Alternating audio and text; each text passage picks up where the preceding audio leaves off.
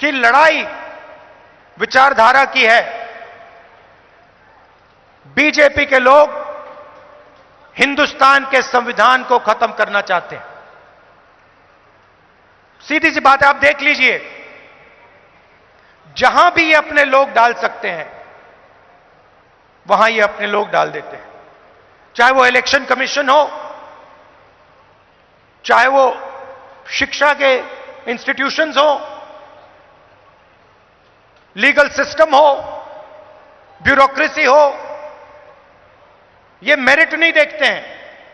आज हिंदुस्तान में इनकी आंखों में एक ही तरीका का मेरिट है। अगर आप आरएसएस के हो तो मेरिट है, अगर आरएसएस के नहीं हो तो आपके लिए इन संस्थाओं में कोई जगह नहीं। और हर रोज ये कॉन्स्टिट्यूशन पर आक्रमण करते रहते हैं, कोई ना कोई नया तरीका ये निकालते रहते हैं। हमने जाति जनगणना की बात की।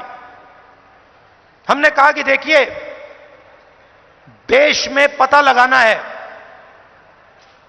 कि किसकी कितनी आबादी है और किसका कितना हक बनता है।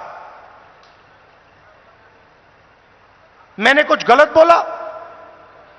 सही बोला ना कि यह पता लगाना है, अलग अलग वर्ग के लोग हैं, ये कितने हैं, इनकी आबादी कितनी है और इनका हक क्या है और कौन सी संस्थाओं में इनके लोग हैं।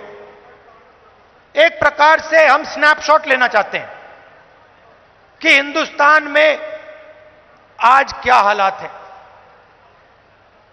बीजेपी के लोग एकदम कहते हैं नहीं। हमने दबाव डाला, न्याय यात्रा की, और पहले ये सारे के सारे लोग कहते थे कि जाति जनगणना के हम खिलाफ हैं। आरएसएस के लोग कहते थे, बीजेपी के लोग कहते थे, इनके नेताओं के बयान हर रोज आते थे कि जाति जनगणना नहीं होना चाहिए। हमने दबाव डाला और कुछ दिन पहले कंफ्यूजन में आरएसएस कहती है कि हां, जाति जनगणना जरूरी है। अगर आप आज कह रहे हो कि जाति जनगणना जरूरी है, तो पिछले 6 महीने में आप क्या कह रहे थे? मैं आपको बता रहा हूं, पार्लियामेंट में हमने कहा है, पार्लियामेंट के फ्लोर में, लोकसभा में मैंने कहा है, कुछ भी हो जाए जाति जनगणना करवाएगी कांग्रेस पार्टी, करवाएगी, हमारा गठबंधन करवाएगा। क्योंकि हम जानना चाहते हैं, हम देश की सच्चाई समझना चाहते हैं। इस देश के धन का फायदा किसको हो रहा है, कौन से वर्ग को हो रहा है, किसको नहीं हो रहा है, यह हम जानना चाहते हैं। और यह हम काम करवा के दिखाएंगे। भाइयों और बहनों, आज हमने कदम जी की मूर्ति का उद्घाटन किया, और जब मैं वहां था, मैं सोच रहा था कि कदम जी ने 60 साल आपके साथ काम किया, ट्रांसपेरेंसी के साथ, मोहब्बत के साथ उन्होंने काम किया, ईमानदारी के साथ उन्होंने काम किया। 60 साल में उन्होंने आपसे कभी माफी नहीं मांगी। क्यों नहीं मांगी? क्योंकि जरूरत नहीं पड़ी। यह सच्चाई है।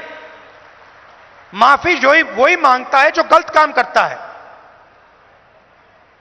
जिसने गलती ही नहीं की, उसको माफी किस चीज की मांगनी है? यहां कुछ ही दिन पहले शिवाजी महाराज की मूर्ति बनाई गई, और मैंने अखबार में पढ़ा कि प्रधानमंत्री ने कहा, मैं शिवाजी महाराज से माफी मांगता हूं। अब मैं ये समझना चाहता हूं, प्रधानमंत्री जी ने किस कारण माफी मांगी? अलग अलग कारण हो सकते हैं। पहला कारण हो सकता